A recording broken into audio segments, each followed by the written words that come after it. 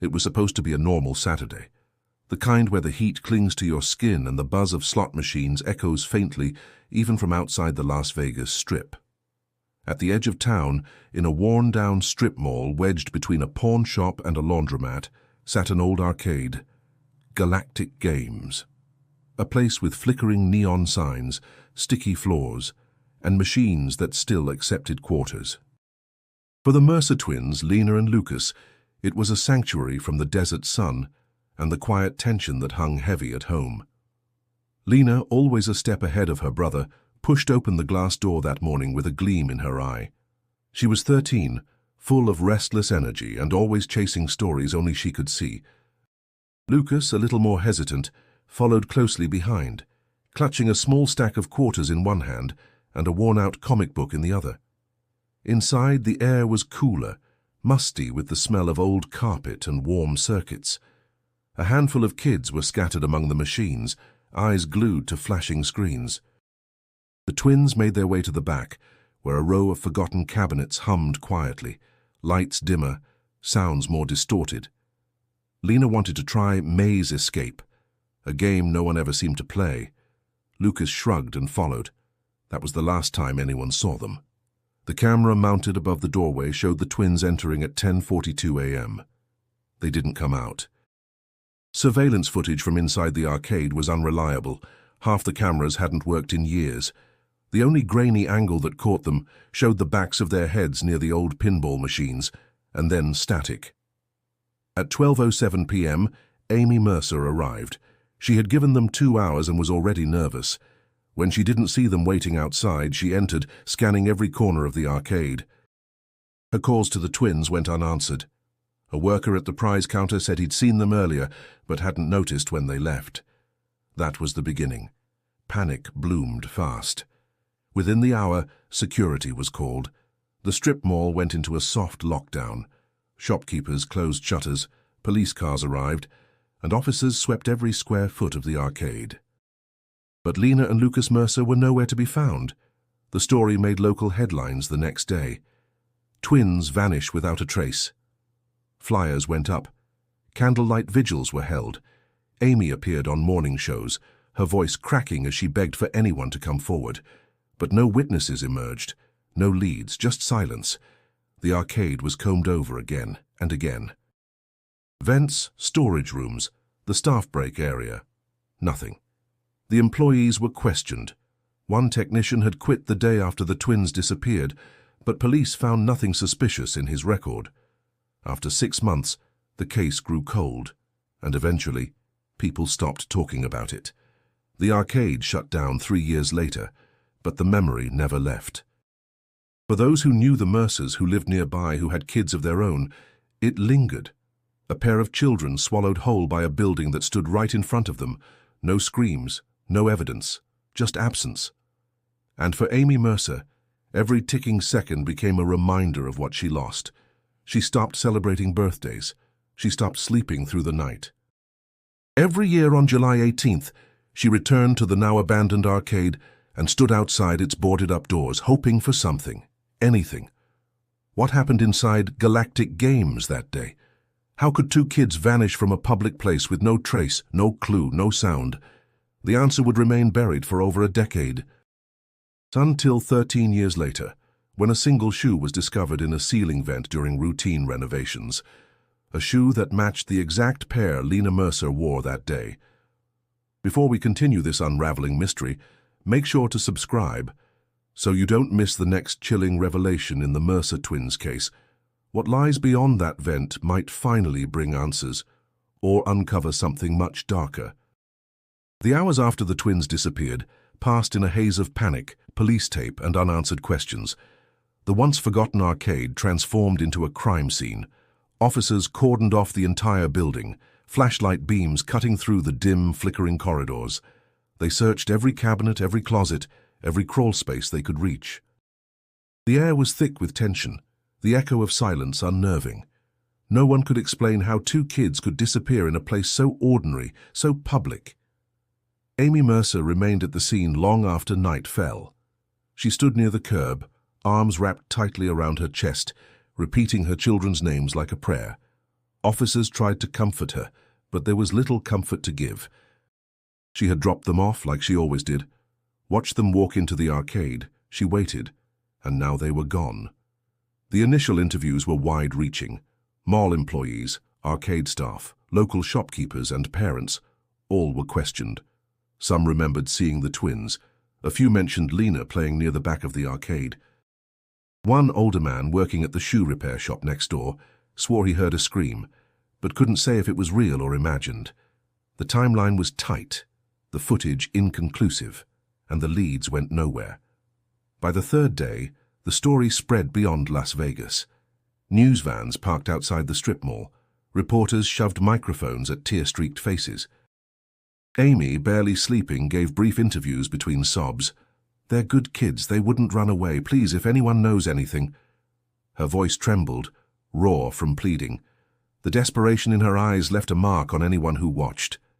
Detective Roy Beckett, then 51 and nearing the end of his career, was assigned to lead the case. A seasoned investigator, known for his calm demeanor and unshakable persistence, he approached the case with measured urgency, knowing every passing hour made the odds worse. Beckett walked the perimeter himself, studied the architecture of the building, pored over blueprints and maintenance records, but nothing stood out, no exits unaccounted for, no secret rooms, no tampered alarms. He brought in cadaver dogs. They sniffed through walls, vents, even rooftops, but turned up nothing. Search teams combed the surrounding area, from dumpsters to desert edges. Helicopters scanned the ground for shallow disturbances, but the sand remained untouched. At home, Amy spiraled. Friends tried to support her, bringing food she wouldn't eat, staying overnight while she stared blankly at the twins' empty room. She kept their beds made, their drawers untouched. She recorded their favorite cartoons, just in case they came back and wanted to catch up. A part of her clung to routine, as if consistency might summon them home. Police theorized several possibilities. A stranger abduction, though risky in such a public space, couldn't be ruled out. An inside job was considered: the technician who quit, the arcade manager who seemed evasive, a teen employee with a record, but each suspect was investigated, cleared, and released. Trafficking was whispered behind closed doors, but without evidence it remained speculation. Then came the cruelest theory, that the twins ran away. That perhaps unhappy or inspired by some internet fantasy, they orchestrated their own disappearance. Beckett didn't believe it, but the pressure mounted. Amy was grilled by Child Protective Services. Her finances, mental health, even her parenting were scrutinized. Whispers circulated about past therapy sessions, a brief separation from the twins' father, who had died in a car crash 3 years earlier. The scrutiny turned invasive, merciless. 6 months in, the case stalled. Beckett filed for extended surveillance and re-interviews, but the department's interest waned. Tips slowed, the media moved on. Amy was left with silence and shadows. Still, every now and then, a call would come. Someone claimed they saw a boy who looked like Lucas in New Mexico, a girl resembling Lena on a bus in Arizona. Each lead chased down, each hope extinguished.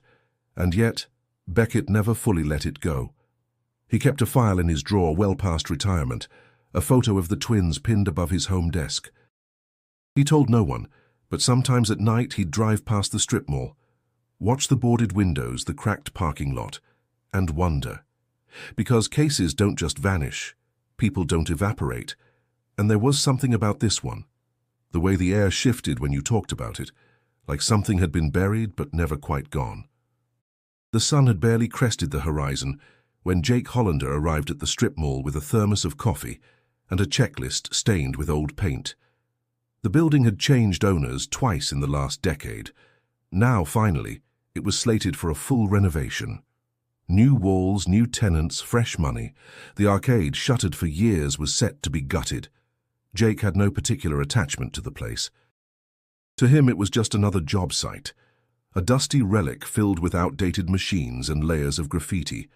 By mid-morning, he was on a ladder in the old arcade's main hallway, checking the vents above. Most were caked with filth and stuffed with broken insulation. He reached into one, tugging free a clump of grey dust and twisted wiring. Then his fingers brushed something smooth, leather maybe. He paused, narrowed his eyes and pulled it out. It was a shoe, small, delicate off-white with a red lightning bolt stitched on the side. Despite the grime, it was intact, untouched by time. Jake frowned. He recognized children's shoes. He had a daughter once, years back. But this one felt strange, too clean, like it had been placed there intentionally. He held it for a moment before placing it in a plastic bag from his truck. He wasn't sure why. Maybe instinct, maybe guilt, maybe because something about the air in that building felt off. Later that afternoon, he mentioned it to the foreman, who shrugged it off. Probably left over from some squatter. Toss it. But Jake didn't. That night, curiosity pulled him to the internet. He typed in Las Vegas Missing Kids Arcade, not expecting much. The top result made his throat tighten. A headline, Twins Vanish Without a Trace, 2009. A photo. A boy and a girl, arms slung around each other, standing in front of the very arcade he'd been tearing apart. Lena and Lucas Mercer. The same arcade, the same date, the same unanswered questions. Jake stared at the photo, then at the shoe. It matched. The red lightning bolt. The stitching pattern. Everything. He didn't sleep that night. The next morning, he drove to the police department. He hesitated outside the glass doors for a long time before stepping in. A younger officer behind the desk listened, as Jake explained what he'd found. The name Mercer made the officer pause, then nod. Within minutes, a detective was called. The shoe was taken for evidence. Jake gave his statement twice, then once more, and by the following afternoon, the media caught wind. The building was sealed off. Renovations halted. Crime scene tape returned, curling around rusted poles and shattered tiles. Amy Mercer heard about the shoe on the evening news. She was in her kitchen sorting mail when the headline scrolled across the screen. She dropped the envelope she was holding and moved closer, heart thundering. The screen showed the shoe, the red lightning bolt. Her knees buckled. She didn't cry. She didn't scream.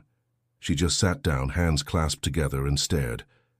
Detective Roy Beckett was home in Arizona when his old partner called. The voice on the line was tight with disbelief. "Roy, they found something at the arcade." Beckett closed his eyes. 13 years. 13 years of unanswered questions, of replaying the timeline, of wondering what step he'd missed. He had accepted, at least outwardly, that the case would never be solved. But inwardly he'd never stopped turning it over. And now this shoe, this tiny remnant from a world long collapsed, called him back. He booked a flight that night. News trucks returned, reporters with new faces, but the same hunger lined the street outside the mall. Microphones were raised, questions were shouted. Amy was bombarded with calls, but she spoke to no one. She only asked one question when she met the officer assigned to her. "Is it hers?" The officer couldn't confirm. "We're testing it." But Amy already knew. It was Lena's, without a doubt. That shoe had walked beside her down store aisles, through school hallways, into the arcade that day. It was hers. And if that shoe had stayed behind, then so had something else. Something no one had seen, yet. Amy Mercer hadn't stepped inside the arcade since the day her children vanished. For 13 years, the building had become a symbol of agony, a sealed tomb that housed questions too painful to voice. But when the call came confirming the shoe's age and model, an exact match to the pair Lena wore that day, Amy knew she had no choice. Something had resurfaced, and with it the weight of everything she had buried. She stood at the threshold, trembling. The boards had been removed, the interior dim and stripped of color. Layers of dust clung to everything. The walls were scorched with graffiti, machines pulled apart, but the floor, those cracked tiles, still mapped her memory like a ghost. She walked slowly through the ruins, her steps light, reverent. Every creak echoed with invisible footsteps. Her eyes scanned corners where her children once laughed. She reached the back, where Lena had last been seen, and stood still. For a long time she said nothing. Then softly, "I'm here." Detective Roy Beckett arrived 2 hours later. He moved slower than he used to. His back was stiff, hair more grey than not. But his eyes, those were the same, sharp, focused, determined. He had reviewed the reports en route, the shoe's placement, the material degradation, the angle of the vent. Something about it didn't make sense. The ceiling space was tight, nearly inaccessible. It wasn't a place a child would crawl into, which meant someone had put it there. Beckett met Amy outside the building. They hadn't spoken in over a decade. Time hadn't healed either of them. "I'm sorry it took this long," he said quietly. Amy didn't respond. Her jaw was tight, arms folded. Then, after a pause, she asked, "Why now?" Beckett shook his head. "I don't know, but I'm going to find out." They re-entered together. Amy watched as Beckett traced his steps across the arcade floor. He stopped near the vent, knelt and studied the opening. Too narrow for a teenager, let alone two children. The vent's edges were dusty, but the shoe had been pristine, preserved, almost intentionally. Back at the precinct, Beckett reactivated his access to the old case files.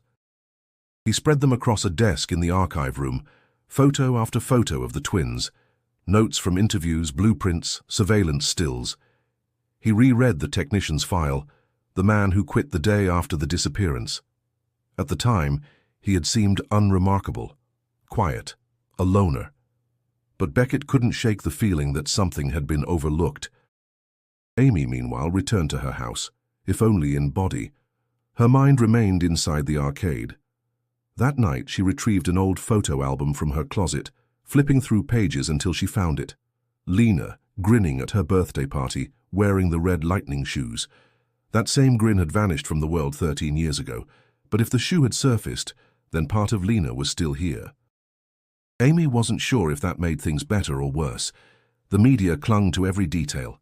Headlines screamed speculation. Forums reignited with wild theories. Some blamed the arcade's owner. Others concocted elaborate stories of trafficking rings, underground tunnels, time gaps. Most were noise, but one article stood out. A local blogger mentioned blueprints of the original arcade, showing renovations made just months before the twins vanished. The blogger pointed out inconsistencies between permits filed and the structure's final design, a hallway that appeared on plans but not in reality, a discrepancy that no one had followed up on. Beckett took notice. He printed the plans and laid them beside the old maps from 2009. His eyes narrowed. There it was, a hallway along the arcade's western wall. It connected two maintenance rooms, but no trace of it existed now. The space had seemingly disappeared. Amy came by the station the next day, quiet but composed. Beckett showed her the blueprints. Her expression changed. Less grief, more focus. Something had been hidden. She could feel it. "I want to go back in," she said. Beckett nodded. The search wasn't over. The story wasn't closed. A door had been left ajar, and behind it, perhaps, the first real clue in 13 years. Rachel Dunn didn't start out chasing missing persons. She was a features reporter, local culture, small-town profiles, the occasional human interest story.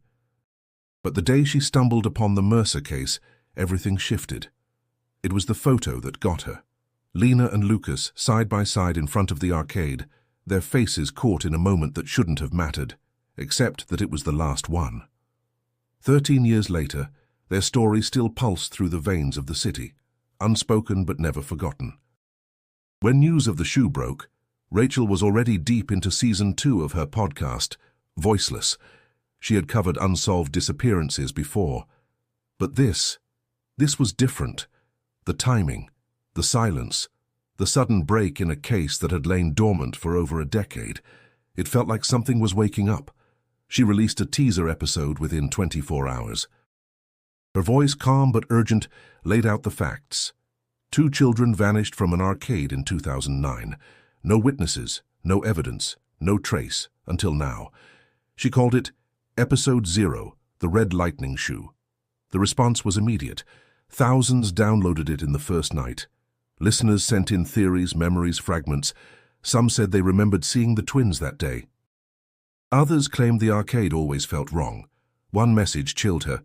"That place had something behind the walls. I used to work there. I heard things." Rachel followed the thread. She interviewed former employees. Most had moved on, their memories hazy, but one, Carmen Alvarez, remembered something specific. The technician. The quiet man who always arrived early, stayed late, and never talked much. Carmen recalled him bringing in tools that didn't belong to any arcade job. He worked on machines we didn't even use anymore, like he was hiding something. Rachel dug into records. The technician's name, Brent Miles, wasn't in the employee files anymore. HR had purged old data during a merger, but she found a mention of him in a tax form from 2008. From there, she traced him to a P.O. box in Henderson, then to a trailer rental outside city limits. But beyond that, nothing. No driver's license, no social media, no forwarding address. Meanwhile, the podcast exploded. It trended across platforms. People who had long forgotten the Mercer twins were now remembering. Photos from that day resurfaced. Someone uploaded a grainy cell phone video from the strip mall parking lot. In the background, blurred but visible, were Lena and Lucas walking toward the arcade, and behind them a tall figure with a toolbox. Rachel slowed the footage, enhanced the image. The man's face wasn't clear, but his frame, his posture, it matched Carmen's description of Brent. A chilling possibility formed. What if this man hadn't been just a technician? Police received the footage too. Rachel's work was no longer a fringe obsession. It was leading the conversation. She reached out to Detective Beckett, requesting an interview. At first, he declined, but after listening to her episodes, he called her. "You want to know the truth?" he asked. "Help me find it." Rachel met him the next day with a notebook full of leads and a recorder. They sat in his temporary office, a room cluttered with maps and case files, the air tense with memory. "I don't care about credit," she said. "I want the story, but more than that, I want it to matter." Beckett nodded. "Then you better be ready, because this story that doesn't end with a shoe." Rachel kept recording. Her next episode delved into Brent Miles. She detailed everything: his vanishing record, the missing hallway, the contradictions in the blueprint, the resurfacing shoe. She didn't sensationalize. She told it like a puzzle still missing its centerpiece. And the audience grew. Amy Mercer listened too. She hadn't wanted to. But late one night she hit play. Rachel's voice was steady, respectful. She told Amy's story without exploiting it. And when she reached the part about the hallway, Amy froze, because she remembered that hallway. Vaguely, from the day she came to pick them up. A dim corridor near the staff room. She had stood there, calling their names. She had heard something. Movement. But then someone told her to wait outside, and the moment passed. Now she remembered. And it wasn't nothing. The blueprints didn't lie. A hallway was supposed to be there, running parallel to the back wall of the arcade, connecting two utility closets. But when Beckett and Rachel walked the length of the space, there was nothing. Just an unbroken wall of drywall and flaking paint. No door, no seam, no sign it had ever existed, unless you knew what to look for. Jake Hollander returned to the site with them, this time not as a laborer but as a witness. He brought his own tools, uneasy but curious. When Beckett explained what they were looking for, Jake nodded slowly. "We knocked down part of that wall a few years ago, patched it quick. Didn't think it mattered. Might still be hollow." They started at the far corner, tapping along the surface, listening for changes in sound. At the fourth panel, Jake paused. He tapped again. The echo was different. Thinner. Hollow. He glanced at Beckett. "Here," he said. They removed the panel carefully, revealing a narrow cavity behind it. Dust poured out, and a stale odor wafted into the room. Rachel stepped back, covering her mouth. Jake shined his flashlight inside. What they saw wasn't just a hidden hallway, it was a time capsule. The walls were lined with peeling posters from early 2000s video games. An old soda can lay tipped in the corner. A discarded backpack, the strap frayed and torn, sat beneath a dangling wire. And beyond it, at the end of the passage, a rusted door bolted shut from the inside. Beckett's pulse quickened. This wasn't storage. This was deliberate. The police were called in. Forensics teams arrived. The door was unbolted with care, preserving every fingerprint, every fragment. Inside the room was worse. stifling air, darkness, and the remnants of what looked like makeshift furniture. A stained mattress on the floor, an overturned plastic chair, pieces of broken toys, empty food wrappers, and drawn on the walls, faint but unmistakable, crayon drawings, a sun, a tree, a house. One picture showed two stick figures holding hands, a girl with long hair and a boy with glasses. Rachel took a step forward, her voice barely a whisper. Lena and Lucas. Amy arrived within the hour. She stood in the hallway, arms trembling, as officers moved through the space. She didn't ask questions. She just stared. Beckett led her inside gently. When she saw the drawings, her knees buckled. She reached out to touch one, then stopped. "They were here," she murmured. "They were really here." Rachel recorded every detail in her notebook, but her hands shook. The room was too small, too quiet. She could feel the panic that must have lived inside it. Whoever brought the twins here hadn't meant for them to be found, and for 13 years no one had. That night, she published a new episode. The room behind the wall. Her voice was solemn, measured. She described the hidden hallway, the bolted door, the drawings. She didn't speculate. She simply told the truth. And her audience listened, horrified and transfixed. Online communities erupted. Some called it a torture chamber, others a survival bunker. Theories ranged from serial kidnappers to cults to secret government experiments.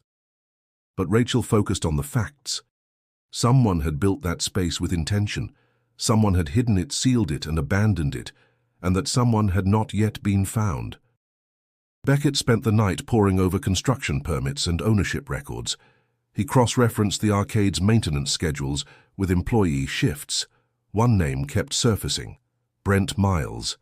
His hours were erratic. He often stayed long past closing. He signed off on electrical work, drywall installation, and vent maintenance, all without a second set of initials. No supervisor ever reviewed his logs. It was as if he operated alone beneath the surface while everyone else looked the other way. The room was processed for evidence. DNA swabs, fingerprints, hair samples, all collected. But it would take time. Weeks, maybe months. Beckett couldn't wait that long, and neither could Amy. For the first time since their disappearance, there was tangible proof. The twins had been held, hidden, confined. And if they had lived long enough to draw on those walls, then they hadn't vanished that first day. They had survived, at least for a while, which meant more answers were waiting. Somewhere. The forensic team moved carefully through the hidden room, cataloguing every item. Dust and age had settled over everything, but certain pieces stood out, signs that the space had once held life. A cracked plastic cup, the kind sold in souvenir shops, a small battery-powered lantern, a coloring book with torn pages. Time had muted the colors, but the imprints remained. Then, beneath a pile of shredded insulation, a glint of glass caught an officer's eye. Gently, they pulled out what turned out to be a pair of broken glasses, thick-rimmed, small, child-sized. The frame was blue, bent at the hinge, one lens missing. Amy, when shown the object, didn't hesitate. "Lucas's," she whispered, her hand trembling. "He had those for reading. He always took them off when he played games. More than any drawing or mattress, the glasses were irrefutable." The twins had been in that room, at least one of them had, and something had happened. But what? Another officer called out from further down the hall. Tucked inside a rusted air duct above the bolted door, he had found a Polaroid photo wedged behind loose paneling. Dust covered most of it, but after careful cleaning, the image was clear enough to make out. Lena and Lucas sitting side by side, both looking slightly off-camera. Their expressions were blank, stunned. Between them stood a man, tall, wiry, wearing a cap pulled low over his eyes. He had one hand resting on Lucas's shoulder. Rachel stared at the photo, chills rippling down her arms. Beckett, jaw tight, took it in silence. He hadn't recognized the man, but something in his posture, the angle of his face, felt oddly familiar, not from a memory, but from the case files. The image was rushed to the lab. Meanwhile, Rachel posted a new episode, The photograph. She described the hidden room, the discovery of the glasses, and now the image that showed the twins after their disappearance. She didn't name the man because she couldn't, but she described him and urged her audience to look. She published a blurred copy of the photo on her site asking, "Do you know this man?" Within hours, responses flooded in. Most were false leads, some were trolls, but one message stood out. It came from a woman in her 60s who claimed to recognize the man from years ago. "He fixed machines at my nephew's arcade in Laughlin, never gave his name. Just showed up, worked for cash, disappeared." Beckett followed up. The dates lined up. The man had worked in Laughlin in late 2008, months before the Mercer twins vanished. There were no tax records, no address, no contracts, but there were surveillance photos in the arcade's security archive, stored on an old backup drive. Rachel and Beckett requested access. The owner, retired but cooperative, allowed them to dig, and there he was, same man, same hat, same distant stare, always on the edges of frames, never front and center. He had worked there for 2 weeks, then left abruptly after a minor fire in the maintenance closet. No one had heard from him again. Rachel dug deeper. Cross-referencing employment records from multiple small arcades, she found a pattern. In nearly a dozen locations across Nevada and Arizona, a man matching his description appeared, always briefly, always under the radar. He used different names: Jeff Meyer, Brian Holt, Eric Grant. But his appearance, body language, and timeline stayed consistent. And in 3 of those places, 3 different cities, there had been missing children, never linked, never solved. Beckett stared at the map Rachel had assembled. Pins marked each location. Arcs of red string connected them to a single point, Las Vegas. And right at the center of that web sat Galactic Games. It wasn't just a crime scene anymore. It was the nucleus of a predator's circuit. And someone had covered for him, intentionally or not. They had a pattern, they had a face, but they still didn't have a name. Rachel prepared to go public with the connections, but Beckett held her back. "Let's make sure," he said. "Once this gets out, we won't get a second chance." In the meantime, the room remained sealed, preserved. But the silence that once filled it had broken. They had found the first real trail, and someone out there had to recognize the man standing in that photo, his hand resting on the shoulder of a boy who never came home. For days, Beckett and Rachel pored over every detail they could gather about the man in the photo. His multiple names had led to dead ends, no social security numbers, no birth records, no family. It was as if he'd been constructed from smoke, but Rachel was relentless. She compiled facial recognition comparisons using old arcade surveillance tapes, public footage, and blurred screenshots. In one tape from Tucson, the man was seen exiting through a back door minutes after a young girl was reported missing. The more she uncovered, the clearer the pattern became. His trail wove through small towns and forgotten entertainment centers, places with weak security and transient staff. He blended in, always working in technical roles, arcade repairs, janitorial services, wiring, always under false names, always gone before questions caught up. Beckett reached out to an old contact in the FBI. With access to a deeper database, they searched aliases and composite sketches. Still nothing.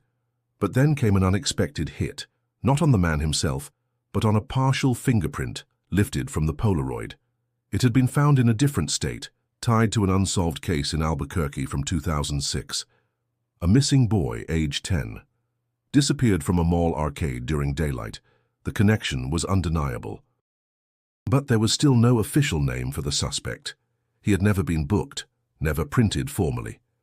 Only a ghost slipping through records. Rachel's next episode, titled "The Man with No Past," aired on a Sunday night. She revealed the growing pattern, linking the Mercer case to others across the Southwest.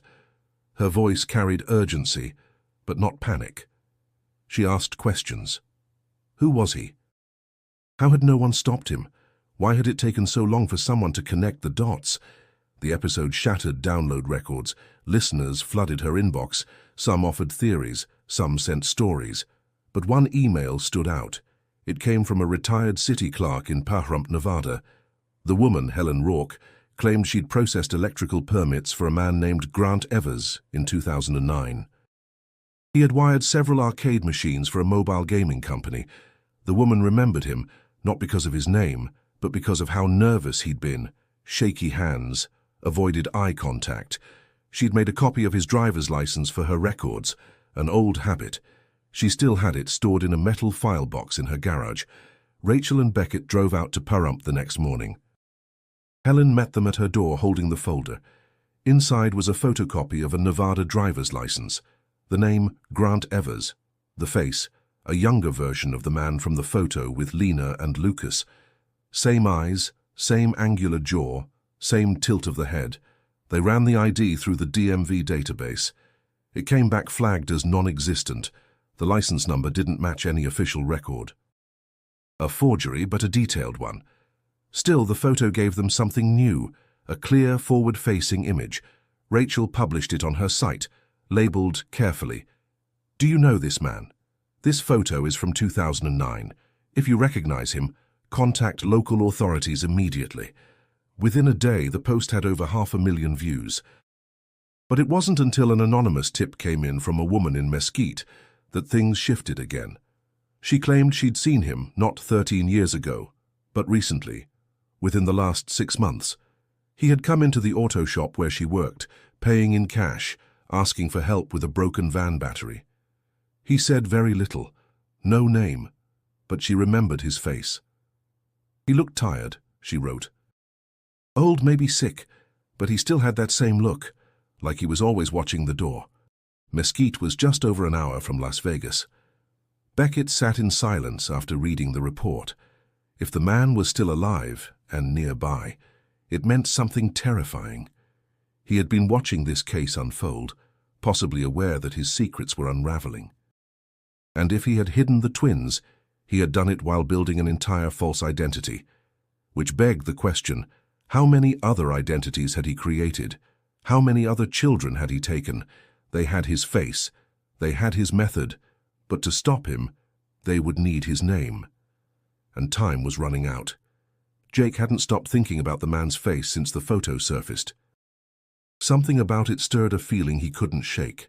Not recognition, but discomfort, like déjà vu tied to fear. He called Beckett one evening, voice low, uncertain. "I think I know where he used to stay," he said. "Not for sure. But there was this trailer." Jake explained that during a job 4 years ago, he'd been sent to repair plumbing at a small trailer park on the desert outskirts near Sloan. It wasn't listed on maps, just a cluster of rusting units in a canyon pocket, shielded by rocky ridges. One of the trailers was sealed up, padlocked from the outside, but the neighbors all said it had belonged to a quiet man who paid in cash and left suddenly one night. Left everything behind. Beckett and Rachel followed the lead. The road was long, unpaved, and lined with sagebrush. The sun cast hard shadows across the desert floor. When they arrived, the trailer Jake had described sat exactly where he'd said. Sun-bleached, silent, surrounded by nothing but wind. The padlock was gone. Someone had broken it years ago, probably looters. But no one had stayed. Inside, the air was stale, filled with dust and decay. The furniture was minimal, a fold-out cot, a rusted desk, shelves lined with empty containers. But then in the far corner they saw it, a wooden hatch in the floor poorly concealed beneath a discarded rug. Rachel hesitated. Beckett pulled it open. Beneath was a ladder leading into darkness. The air grew colder as they descended. The space wasn't large, but it had been deliberately carved out. Concrete slabs reinforced the walls. Battery-operated lights lined the ceiling. Shelves held notebooks, maps, and boxes labeled with cities: Prescott, Kingman, Laughlin, Las Vegas, each one filled with receipts, building plans, arcade flyers. Rachel's hands trembled as she opened a notebook. Inside were lists, names, dates, ages, notes like "quiet good candidate" or "too loud, moved on." She flipped to the back and stopped. There, on a torn page, were 2 names, Lena Mercer and Lucas Mercer. Underneath, acquired 7/18/09, initial adjustment, difficult. She couldn't breathe. Beckett found a plastic container beneath the desk, taped shut. Inside were children's belongings, shoelaces, a charm bracelet, a set of plastic keys. Trophies, almost. Rachel turned to a second notebook and read aloud a passage. Lucas reads when scared. Lena defiant. Separate them after day 3. Beckett's voice turned gravel. He documented everything. The materials were bagged as evidence. Forensics would confirm what they feared, but what haunted them more was what else might still be out there. The trailer was a vault of history, years of movement, strategy, manipulation. He hadn't just taken children, he had tracked them, studied them, built environments tailored to concealment. Behind the shelves, Rachel found a corkboard. Dozens of photographs, some curled with age, some Polaroids, some printed from cheap inkjet printers. Children, always alone. Always in arcades, parks, shopping centers. None older than 14. Rachel looked closer. These aren't all from the past, she whispered. Some of these are recent. Beckett pulled down one photo and flipped it. Scribbled on the back was a date, just 7 months prior. He felt his stomach drop. This wasn't just a graveyard of secrets. It was an active lair. They contacted the FBI immediately. The trailer was sealed, catalogued. Beckett and Rachel were taken in for debriefing, their discovery now part of a federal investigation.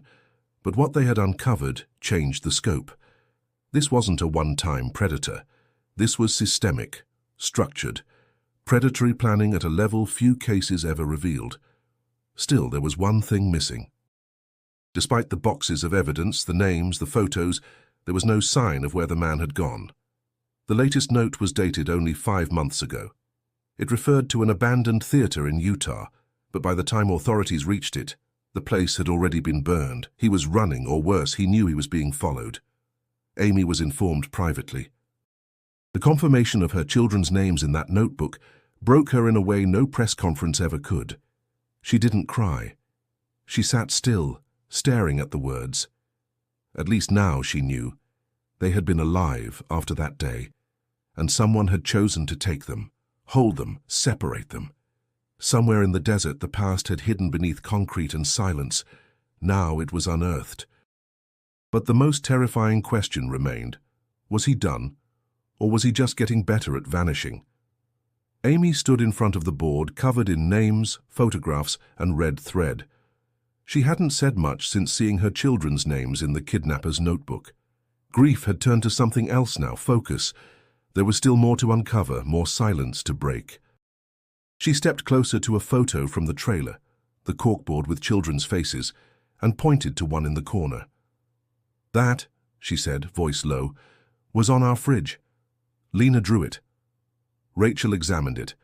A crayon sketch of 2 stick figures beside a house with a crooked roof. The son had a smile.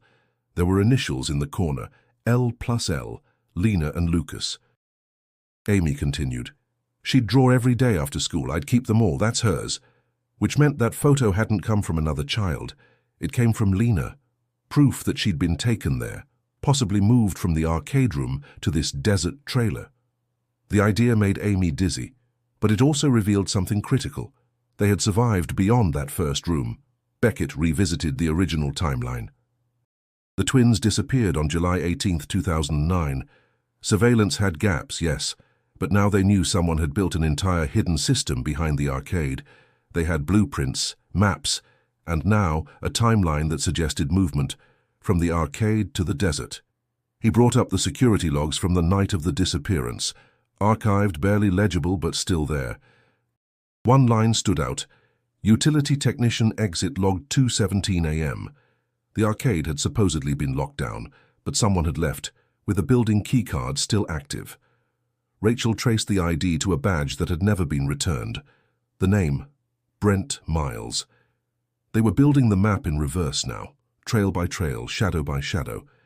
Rachel returned to the abandoned arcade with Jake. They examined the route from the hidden room to the back exit.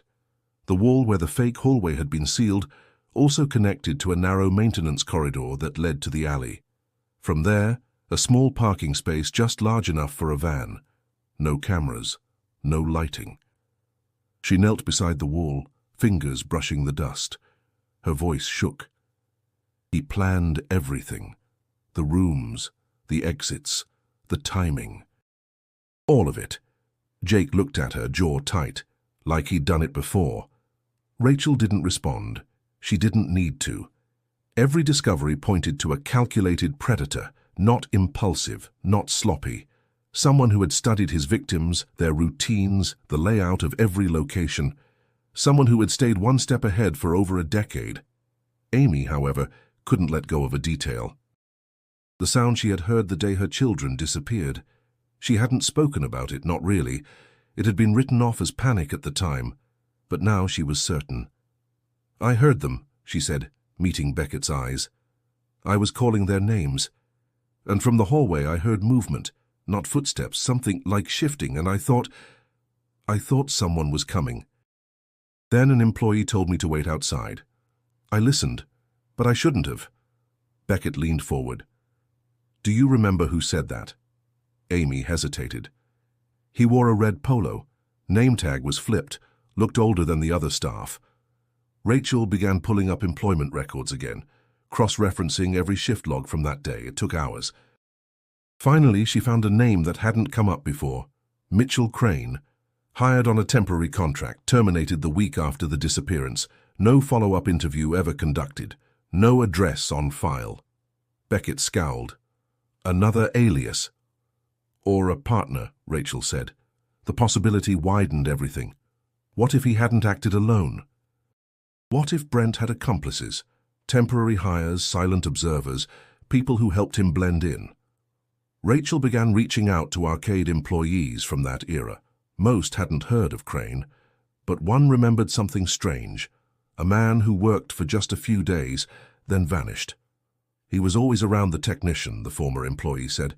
Didn't talk, just followed him. Like an assistant. Rachel's chest tightened. If Brent hadn't worked alone, it explained how he managed the complexity, the construction, the moving, the vanishing. It also meant there might be more hidden places, more rooms, more names on other boards. Amy sat in silence, her hands clenched. "They kept my children," she whispered. "And no one knew." Beckett didn't correct her. Because she wasn't wrong. The lab results came in on a Friday afternoon. Beckett sat with the manila folder in his lap for a long moment before opening it. Inside were the official reports, DNA matches from the items recovered in the hidden rooms. There was no ambiguity. The glasses, the crayon drawings, the shoelace, each bore microscopic traces of Lena and Lucas's DNA. It confirmed what everyone had already suspected, but now had to confront. Both children had been kept there. Alive. For how long? The evidence couldn't say. Rachel read through the report silently. She felt the words settle into her bones. The science was cold, precise, but the truth behind it burned. These weren't relics. They were remnants of a childhood that had been interrupted, displaced, stolen. For Amy, the confirmation brought a strange stillness. There were no tears, just a long exhale, as though she had been holding her breath for 13 years and finally let go. But among the documents was something new, an item from the trailer that hadn't been processed until now. A weathered leather journal found wedged behind a vent. The handwriting inside was small, uneven, clearly written by a child. Most of the entries were undated, short sentences, observations, feelings, but the first page was unmistakably signed. Lena Mercer. Rachel read aloud. Day 3. Lucas is scared. I told him stories until he fell asleep. The man came back with crackers. He told us to stay quiet or the hallway would get cold again. The entries continued sporadically. Day 7. I can't see outside. I miss Mom. Lucas asked what time it was, but there's no clock. Lucas cries at night. I don't let him see me cry. And then, I heard someone else, another kid. They didn't answer when I knocked. Beckett sat back, eyes heavy. It was confirmation that there had been more than just the twins held in that space, possibly rotated, possibly separated.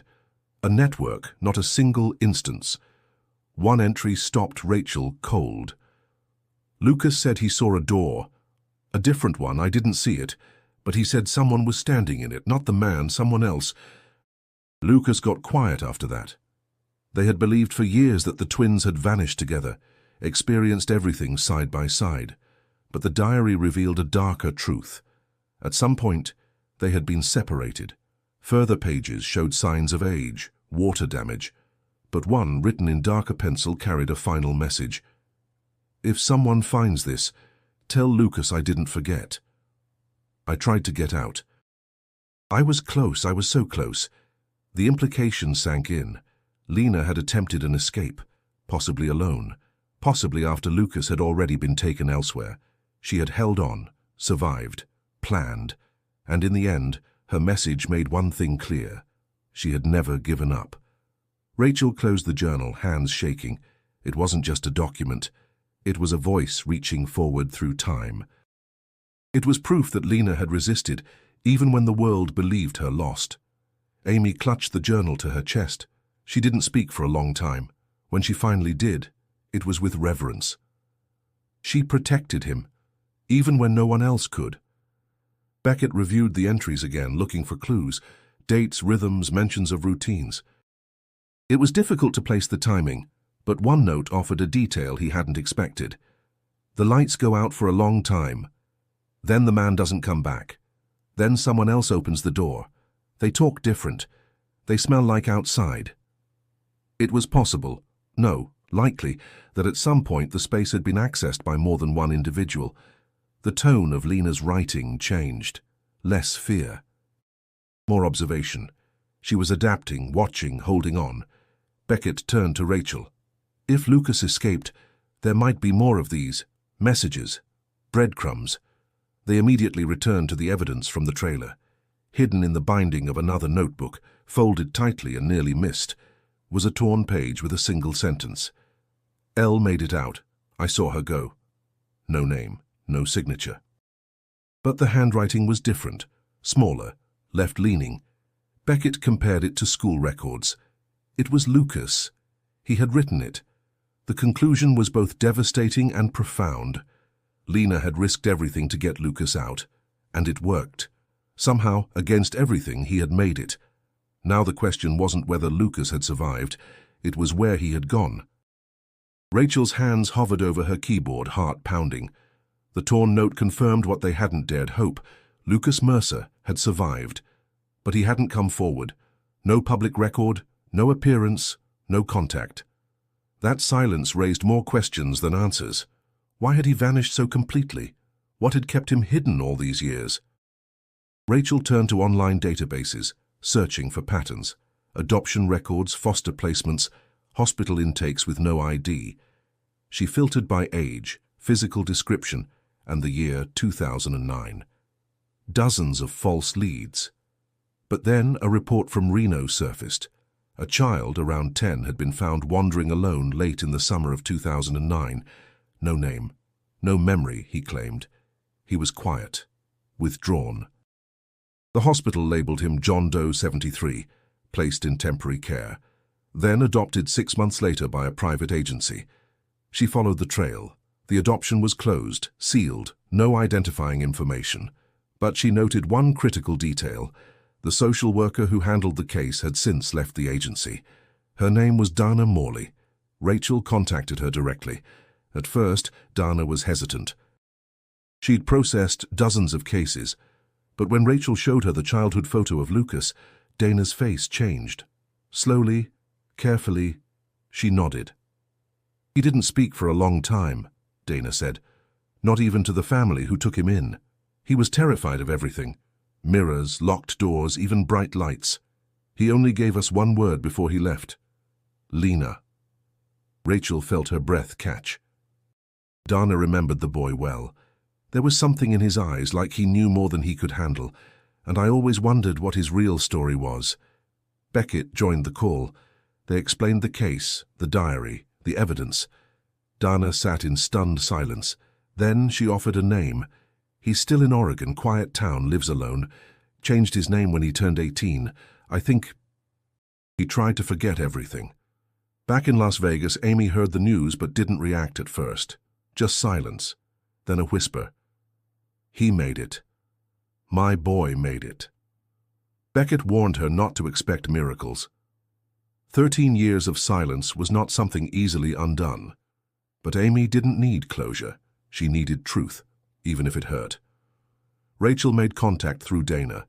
A carefully written letter. No pressure. Just a request to meet. A week passed, then another. Finally a reply. It came in a short message. I remember. I never forgot. I'll talk. But before they met him, another puzzle piece surfaced. Rachel had been reviewing files of other missing children connected to the suspect's known trail. In one of them, a girl named Melanie Price had gone missing from a Fresno arcade in 2007. Never found. Presumed abducted. But now, rereading Lena's diary, one line stood out. I heard someone else, another kid. It had been Melanie. Rachel tracked down Melanie's family. They had never stopped searching. But when she asked them if Melanie had a specific item with her that day, the mother replied instantly, a music box. She never went anywhere without it. That music box had been among the items recovered in the trailer, labeled, stored. It confirmed Lena had been held with others, that they'd been rotated or removed, possibly worse. Rachel released a new podcast episode, the most personal one yet, The Ones Who Weren't Found. She told Lena's story, Lucas's possible survival, and now the connection to Melanie. The episode ended with a plea, not for attention but for memory, for families to come forward, for silence to break. The public response was overwhelming. Hundreds of calls, tips, letters. One in particular stood out. A young woman claimed to have been abducted as a child from outside an arcade in Yuma, Arizona. She escaped. But no one had believed her because she had no memory of where she'd been taken. She remembered only one thing, a girl with long brown hair who sat beside her at night and whispered stories about the stars. She called her Elle. Investigators confirmed the girl's identity. She had been missing since 2010. Lena had protected others, not just Lucas. She had comforted children in the dark. Became their anchor, their voice, their shield. Amy listened to that part of the episode in tears. Lena had saved others.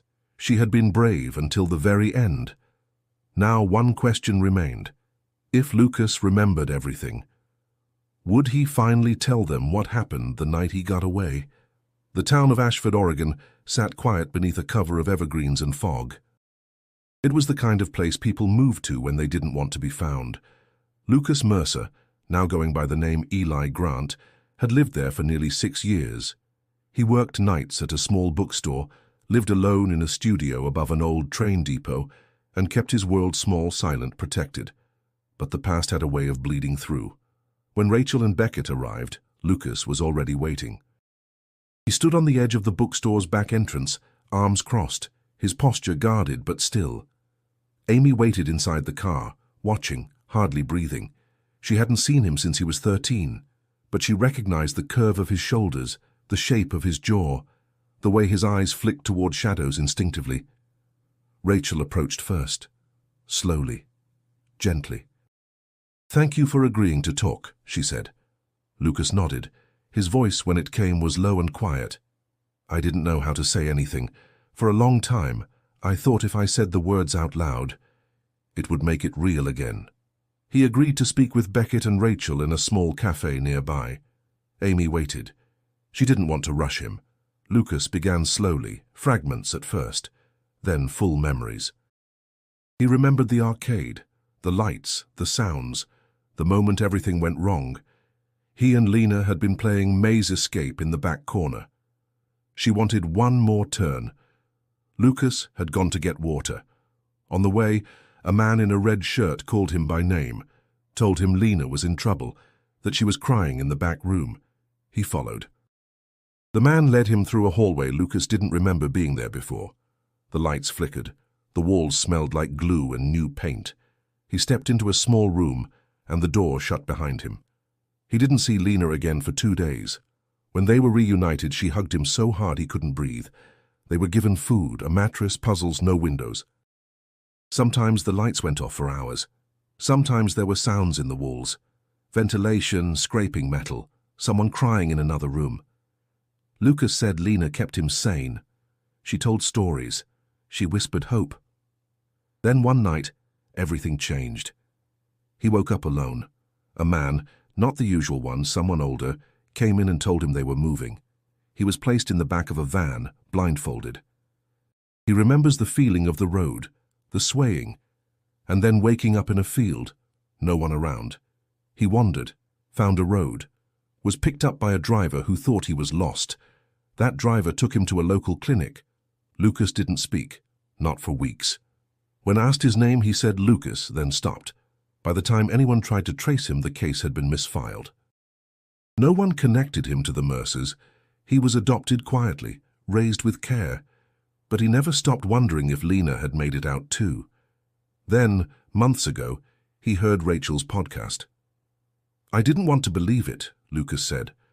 "Part of me thought, if she died in there and I left her, it would destroy me." Rachel placed the journal on the table. Lena's diary. She let him read it, silently. Tears slid down Lucas's cheeks as he traced his sister's handwriting. When he reached the final note, her message to him, he broke. "I didn't know she tried to escape," he whispered. "She told me to stay quiet, said she'd find a way."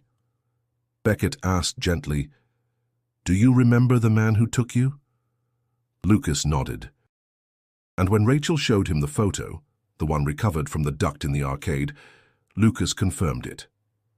"That's him. That's Brent." But then he pointed to something they hadn't noticed.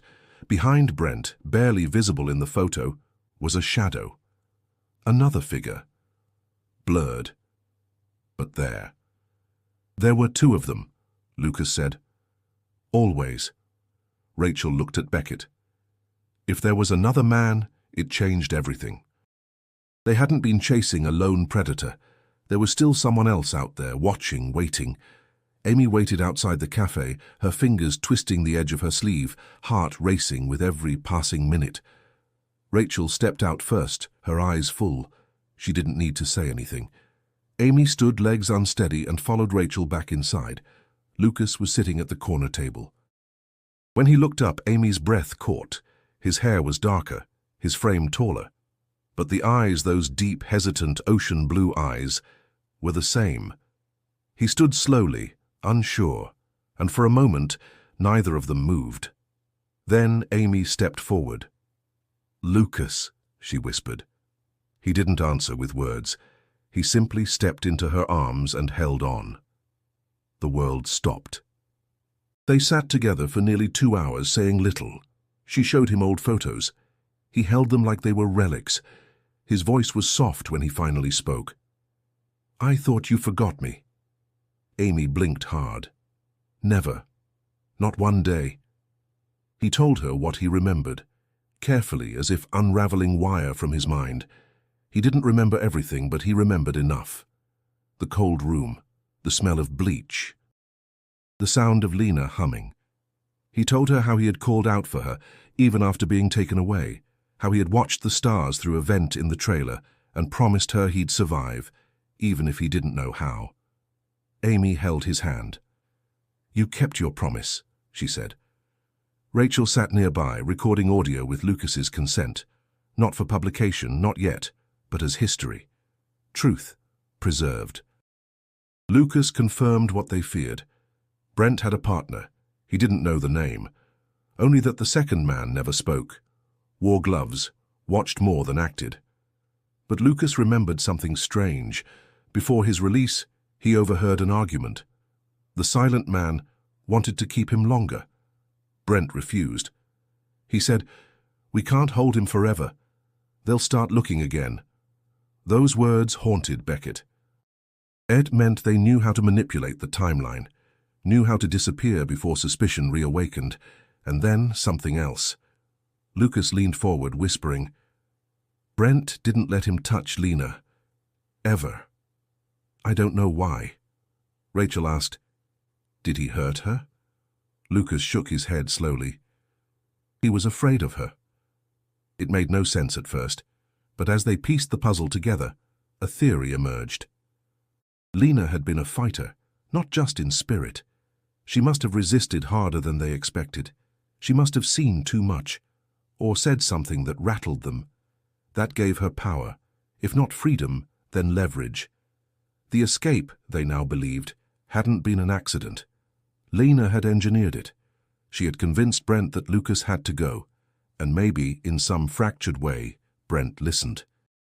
Rachel gave Lucas the journal. He kept it with both hands, running his fingers along the pages. "This is her voice," he said. "She made it live." Amy asked him if he wanted to come home, to start again. Lucas didn't answer immediately. He looked out the window at the rain brushing the glass, then quietly, "I don't know where home is yet, but I want to try." It was enough. The podcast's final 2 episodes were already in production, but Rachel knew this one, the story of survival, reunion, and truth, would be something else entirely. A closing chapter the world never expected. And yet, even as Lucas spoke, even as Amy held her son again, the image of that second figure lingered, a man in the shadows, still out there, watching. When the episode released, Rachel chose to end it differently. No music, no dramatic voiceover, just Lucas's voice, reading the final entry from Lena's diary. "If someone finds this, tell Lucas I didn't forget. I tried to get out. I was close. I was so close." His voice cracked on the last line. Then silence. A silence heavier than words, because the story wasn't over. Not yet. The weeks following Lucas and Amy's reunion brought waves of emotion, relief, and slow healing. News of the story rippled through the community and far beyond. Messages arrived from across the country, parents holding their children closer, survivors sharing fragments of memory, strangers sending notes of hope and sorrow. The Mercer case, once a cold file in a dusty archive, had become a story of survival, resilience, and the enduring bond between siblings. Detective Beckett retired for the second time, but with a sense of closure he'd never expected. For years, the Mercer twins haunted his dreams, a reminder of all the cases left unsolved. Now he spent mornings on his porch, watching the sunrise with a measure of peace. The board that once held red thread and missing faces now carried a single photo. Lena and Lucas, arms slung around each other, grinning into the future. Amy poured her grief into purpose. She launched the Lena Foundation, an organization dedicated to supporting families of missing children, funding searches, and providing trauma counseling for survivors. The foundation's logo was Lena's drawing of the smiling sun, a beacon for those still searching for light in the darkness. Amy spoke at schools, law enforcement seminars, and town halls, urging vigilance and compassion. Her voice, once strained by pain, grew steady and strong. Rachel's podcast closed its final episode with reverence. She shared the full truth, not just of the crimes, but of the humanity that endured them. She honored Lena's bravery, Lucas's resilience, Amy's strength, and Beckett's persistence. The world listened and remembered, but even as the story reached its conclusion, echoes lingered. Authorities continued to search for Brent and his unknown accomplice. The investigation, now national in scope, expanded as new tips and connections surfaced. Across the country, arcades, malls, and forgotten spaces were inspected. Families found closure, and others found reason to hope. The shadow that once consumed the Mercers slowly receded. Lucas stayed in Oregon for a time, reconnecting with Amy by phone, then in person. He attended counseling, shared his memories, and even began to write. Letters, stories, fragments, his way of reclaiming a lost voice. With time, he met other survivors, children who had returned, each with their own story, their own scars. Together they built something new out of what was taken from them. In one of her last public statements, Amy addressed the world.